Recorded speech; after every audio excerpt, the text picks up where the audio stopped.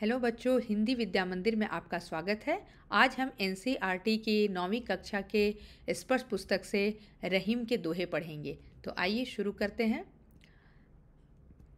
रहीमन धागा प्रेम का मत तोड़ो चटकाए, टूटे से फिर ना मिले मिले गांठ परी जाए। यहाँ पर रहीम कह रहे हैं कि प्रेम का रिश्ता बहुत ही नाजुक होता है। छोटी छोटी बातों पर ऐसे इसे नहीं तोड़ना चाहिए, क्योंकि ये प्रेम और विश्वास का बंधन है। एक बार टूट जाने पर फिर कभी नहीं जुड़ता। और हमें किसी तरह अगर हम इस रिश्ते को जोड़ना भी चाहे तो उसमें एक गांठ, जैसे जिसे हम इंग्लिश में नॉट बोलते हैं, वह पड़ जाती है। कहने का आशय यह है कि मन में जब किसी भी तरह का कोई मतभेद या आपसी वैर हो जाता है तो वह चाह कर भी पूरी तरह से दूर नहीं हो पाता।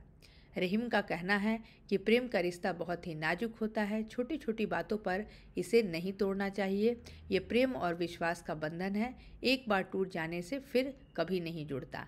ठीक है, तो यहाँ पे रहीम जो है वह प्रेम के धागा और प्रेम के जो हम रिश्ता है उसके महत्व को बता रहे हैं कि इन्हें जितना भी हो सके हमें अपने रिश्तों को संभाल कर रखना चाहिए, क्योंकि इसमें एक बार अगर दरार आ जाए तो फिर हमारा रिश्ता पुराने जैसा नहीं हो पाता।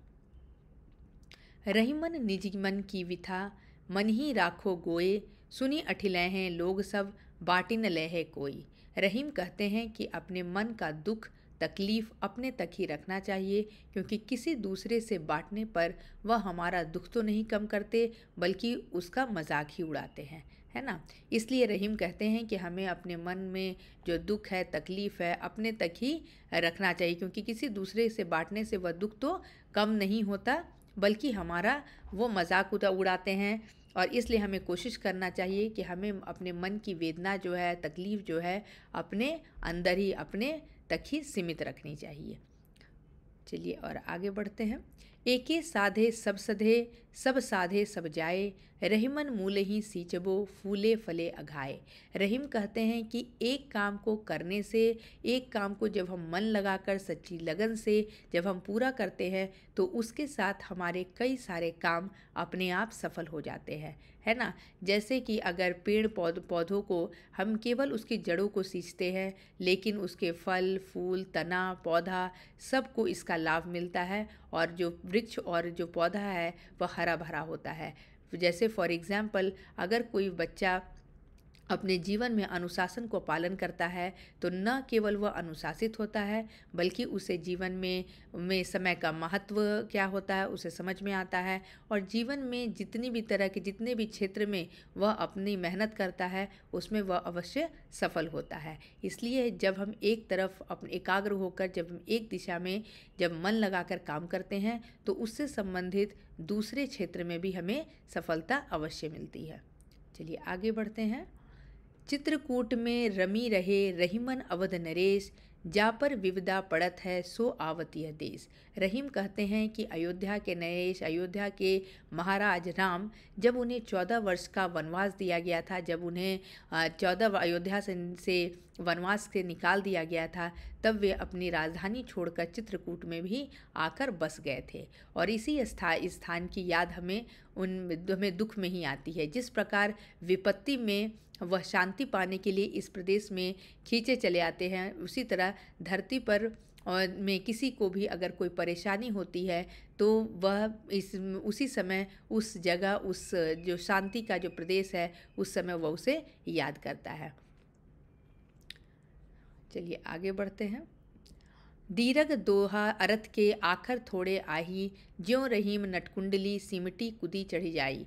रहीम कहते हैं कि उनके दोहों में भले ही कम अक्षर या शब्दों का प्रयोग किया गया है, लेकिन उसका मूल और गूढ़ महत्व जो है, उसका जो महत्व है वह बहुत ही बड़ा है। ठीक उसी प्रकार जैसे नट या कोई कलाकार जब अपना कला दिखाता है और कला दिखाने के दौरान जब अपने शरीर को सिमटा कर कुंडली मार लेने से वह छोटा लगने लगता है, लेकिन उसके शरीर को संतुलित करने के जो गुण हैं उसे हम उसकी उपेक्षा नहीं कर सकते। इसलिए भले ही थोड़े में ही रहीम जो हैं बड़ी बड़ी बातें जो है वह कह डालते हैं, इसलिए थोड़े शब्द या थोड़े बात को देखकर हमें उन बातों की अवहेलना नहीं करनी चाहिए और उसे बिल्कुल ही आसान या बिल्कुल मीनिंगलेस या अर्थहीन नहीं समझना चाहिए। धनी रहीम जल पंक को, लघु जिये पियत अघाए, उधधी बड़ाई कौन है, जगत पियासो जाए। रहीम क्या कह रहे हैं? रहीम कहते हैं कीचड़ का भी पानी धन्य है, जिसे पीकर छोटे छोटे जीव जंतु भी अपनी प्यास बुझाते हैं, है ना। कीचड़ का पानी जो गंदा है, मलिन है, लेकिन वह भी छोटे छोटे कई जीव जंतुओं की प्यास बुझाता है। लेकिन वहीं समुद्र इतना विशाल होने पर भी उसका जो स्वाद है, खारा होने के कारण वह उस किसी के उपयोग में नहीं आता। ठीक है। उसी तरह अगर किसी व्यक्ति के पास बहुत धन है और वह किसी की मदद नहीं करता, तो उसके धन का उसी प्रकार कोई फ़ायदा नहीं है। इसलिए रहीम का कहना है कि वही व्यक्ति योग्य है, वही व्यक्ति की बड़ाई की जाती है जो कहीं ना कहीं दूसरे के काम आता है। नाद रिझी तन देत मृग, नर धन हेत समेत, ते रहीम पशु से अधिक, रिझेऊ कछु न देत। रहीम कहते हैं कि जिस प्रकार संगीत की मंत्र मुग्ध तान को सुनकर मृग अपना जीवन भी देने को तैयार हो जाता है, उसी प्रकार धन और वैभव की लालसा रखने वाला व्यक्ति जो धन को पाने के लिए कुछ भी करने के लिए तैयार हो जाता है और किसी भी सीमा से गुजर जाना चाहता है, वह इसके बदले में हर चीज़ को दांव में लगाने के लिए तैयार हो जाता है। तो जिस प्रकार मृग जो है वह मधुर तान को सुनकर बिल्कुल मंत्रमुग्ध हो जाता है और अपने जीवन को खोने तक का भी सामर्थ्य रखता है और उसे अपना जीवन को खोने के लिए भी वह रेडी रहता है, ठीक उसी तरह रहीम बोल रहे हैं कि जो व्यक्ति धन की लालसा, धन के पीछे पागल रहता है, वह भी अपने जीवन को नष्ट करने के लिए या कुछ भी करने के लिए हमेशा से तैयार रहता है। बिगड़ी बात बने नहीं, लाख करो किन कोय, रहीमन फाटे दूध को, मथे न माखन होई। रहीम कहते हैं कि मनुष्य को हमेशा सोच समझकर व्यवहार करना चाहिए, क्योंकि यदि कोई बात बिगड़ जाए या किसी बात पर आपसी मतभेद हो जाए या किसी बात का आप किसी को पसंद नहीं करने लगे या कुछ, तो आपस में कितना भी सामंजस्य, कितना भी दोस्ती बना ले, वह वापस में से उसी प्रकार का रिश्ता कायम नहीं हो पाता। जैसे रहीम उदाहरण स्वरूप बता रहे हैं कि जैसे फटे हुए दूध को, जो खराब हो जाता है दूध, उसे कितना भी मथा जाए, कितना भी चर्न किया जाए, उससे मक्खन जो है वो नहीं निकलता। चलिए अब आगे बढ़ते हैं। रहीम देखी बड़ेन को, लघु न दीजिए डारी, जहाँ काम आवेश हुई, कहाँ करे तरवारी। यहाँ रहीम कहते हैं कि हर चीज़ का अपना महत्व होता है, हर चीज़ का अपना वैल्यू होता है, और जहाँ पे जिस चीज़ की उपयोगिता होती है वहाँ पे हमें उसी चीज़ का इस्तेमाल करना पड़ता है ना। तो ऐसा नहीं कि जहाँ पे हमें छोटी चीज़ बड़ी चीज़ की ज़रूरत है या छोटी चीज़ की ज़रूरत है, तो हमें बड़ों के सामने छोटों को नज़रअंदाज नहीं करना चाहिए। जैसे फॉर एग्ज़ाम्पल अगर हमें सुई की ज़रूरत है तो वहाँ पर हम तलवार से का उपयोग नहीं कर सकते। अगर किसी का कपड़ा फट गया है, अगर उसे सिलाई करनी है, तो उसे सुई ही मदद करेगी, न कि तलवार, है ना। तो इसलिए रहीम का कहना है कि हर चीज़ का अपना महत्व है, इसलिए हमें हर चीज़ को, महत्व को, उसका आदर करना चाहिए।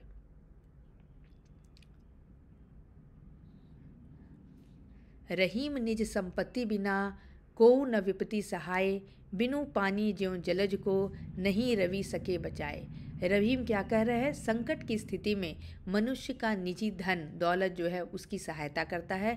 जब आप परेशानी में हो तो आपका रखा हुआ, आपका संचय किया हुआ धन ही आपकी मदद करता है। आप ऐसी स्थिति में केवल आप भविष्य को यह सोचकर आप नहीं रख सकते कि चलो कोई हमारा मित्र बंधु हमारी मदद कर देगा, क्योंकि आपके का रखा हुआ आपका जो धन है वही आपकी अनमोल संपत्ति होती है, जो आपकी किसी भी ज़रूरत या संकट के समय आपको उपयोग में आती है। जैसे उन्होंने एग्जाम्पल में दिया है कि अगर जलज यानी पंकज या कमल जिसे बोलते हैं, उसे कितना भी सूर्य की रोशनी मिल जाए, लेकिन अगर उसे जल का अभाव है, उस पौधे को अगर जल नहीं मिल रहा है, तो उसके जीवन को सूरज या रवि भी नहीं बचा सकता है। इसलिए अपना जो है, जो चीज़ आपका अपना है, निज संपत्ति है, जो अपना, वही आपकी रक्षा करता है और वही आपके बुरे समय में आपकी मदद करता है।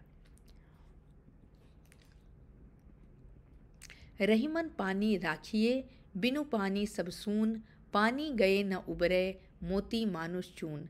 रहीम क्या कह रहे हैं? इस दोहे के द्वारा रहीम यह संदेश देना चाहते हैं कि इस संसार में सभी को अपना पानी बचा कर रखना चाहिए।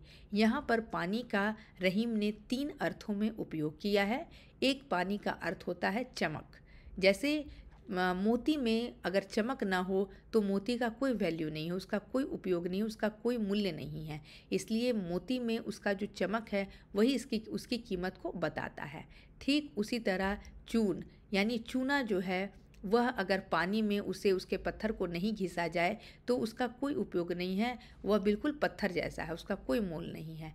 उसी तरह मनुष्य के रूप में पानी का मतलब उसके शर्म, उसके लज्जा से है, क्योंकि अगर मनुष्य अपने लज्जा को बचाकर अगर नहीं रखता है तो वह मनुष्य का कोई मोल नहीं है। तो यहाँ पर रहीम ने पानी को 3 अर्थों में उपयोग किया है। मोती के रूप में उसके चमक के लिए, मनुष्य के उसके लज्जा के लिए, और चूना यानी के लिए उस जल के रूप में उसके अर्थों को बताया है। तो यहाँ पर हमने रहीम के सभी दोहों की व्याख्या की। चलिए अब प्रश्नोत्तर की ओर देखते हैं। प्रेम का धागा टूटने से पर पहले की भांति क्यों नहीं हो पाता? यह हमारे पहले पद से ही है।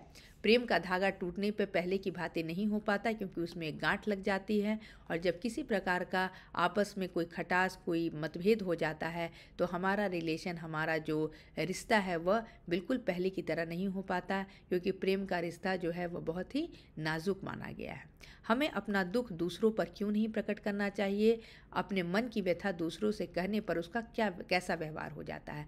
रहीम का कहना है कि अपने मन का जो दुख है हमें अपने हृदय में ही रखना चाहिए, क्योंकि जब हम इन बातों को दूसरों से बोलते हैं तो वे हमारी मदद तो नहीं करते बल्कि हमारा मजाक ही उड़ाते हैं। इसलिए कोशिश करना चाहिए कि हमें अपने मन में जो तकलीफ़ है, दुख है, हम उसे अपने तक ही सीमित रखें। रहीम ने सागर की अपेक्षा पंक जल को धन्य क्यों कहा? पंक जल मतलब कीचड़ का जल। कीचड़ को जल को सागर की तुलना में रहीम ने इसलिए धन्य कहा है क्योंकि सागर का पानी बहुत अधिक अथाह होने पर भी उसका जल खारा होता है स्वाद में, जिसके कारण उसे उपयोग में नहीं लाया जा सकता। वहीं दूसरी ओर कीचड़ के जल में बहुत सारे छोटे छोटे जीव भी उसमें पनपते हैं और उसके जल का उपयोग करते हैं। इसलिए पंक का जल जो है वह सागर के जल से अधिक उपयोगी है। एक को साधने से सब कैसे सध जाता है? रहीम ने कहा है कि जब हम फोकस एक तरफ करते हैं, हम अपना कंसंट्रेशन एक काम में अच्छे तरीके से करते हैं तो हमारा बहुत सारा काम ऑटोमेटिक सफल हो जाता है, जस्टिफाई हो जाता है। इसीलिए जैसे रहीम ने कहा कि हमें केवल हम पौधों के अलग अलग पार्ट में जल नहीं देते, केवल उसके जड़ को सींचते हैं, लेकिन पौधा को पूरा हरा भरा जो है वो केवल जड़ को सींचने से काम उसका हो जाता है। जलहीन कमल की रक्षा सूर्य भी क्यों नहीं कर पाता? जलहीन कमल की रक्षा सूर्य भी इसलिए नहीं कर पाता क्योंकि उसके पास, अगर किसी के पास अपने चीज़ों का अभाव है, क्योंकि अगर कमल को जल का अभाव है तो सूर्य अपनी रोशनी देकर भी उसकी जीवन की रक्षा नहीं कर सकता। हम जानते हैं कि पौधों के जीवन के लिए सूर्य की रोशनी, जल और जो भी कार्बन डाइऑक्साइड, बहुत सारी चीज़ों के तत्वों की आवश्यकता है। लेकिन अगर पौधा जहाँ पर वह है, जहाँ पर उसने जन्म लिया है, वहाँ पर ही अगर उसे उस महत्वपूर्ण पोषक तत्वों का अभाव है तो वह चाह कर भी बाहरी तत्वों को लेकर वह अपना काम नहीं चला सकता। उसी तरह व्यक्ति को भी अपने बुरे समय के लिए अपना निजी धन संचय करके रखना चाहिए ताकि उसे बुरे समय पर उसे अपना धन ही उपयोग में लाना पड़े और ला सके। अवध नरेश को चित्रकूट क्यों जाना पड़ा? अवध नरेश जो है, भगवान श्री राम जो हैं, जब अयोध्या से वनवास के रूप में उन्हें जाना पड़ा तो उन्होंने 14 वर्ष तक वनवास के लिए वह चित्रकूट में ही गए। इसलिए ऐसा कहा गया है कि जब हम दुखी होते हैं तभी ऐसे जगह शांति और ऐसे प्रदेश को याद करते हैं। नट किस कला में सिद्ध होने के कारण ऊपर चढ़ जाता है? नट किस कला यानी वह अपने शरीर को संकुचित करके एक स्थान पर, जैसे आपने देखा होगा बहुत बार जो नट की जो स्ट्रीट प्ले वगैरह वगैरह होता है जो वो रस्सी पर आसानी से चल पाते हैं, तो वो उनका जो ये क्रियाकलाप है या जो उनकी जो जौहर है वह इसलिए वो कर पाते हैं क्योंकि वो बहुत छोटे से चीज़ें, बहुत वो उनका जो करने का तरीका होता है वो बहुत अनुभवी होते हैं। उसी तरह रहीम के द्वारा जितने भी पद लिखे गए हैं वह बहुत ही गूढ़ है, उनका बहुत महत्व है। केवल उनके शब्द थोड़े होने पर हमें नहीं जाना चाहिए और उसे ऐसा नहीं कि कम शब्द सोचकर उसे अर्थहीन समझा जाए। मोती मानुष चूर्ण के संदर्भ में पानी के महत्व को स्पष्ट कीजिए।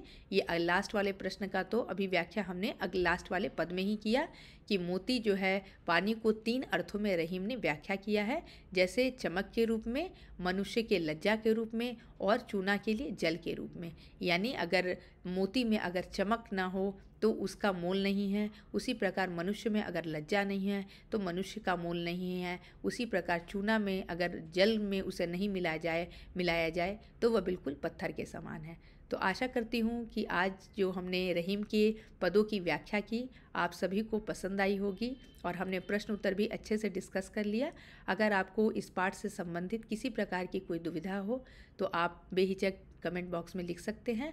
मैं ज़रूर से ज़रूर इसका रिप्लाई करने का प्रयास करूँगी। अगर आपको आज का वीडियो अच्छा लगे तो वीडियो को लाइक कीजिए और हमारे चैनल को सब्सक्राइब कीजिए। आज की कक्षा में जुड़ने के लिए आपका बहुत बहुत धन्यवाद।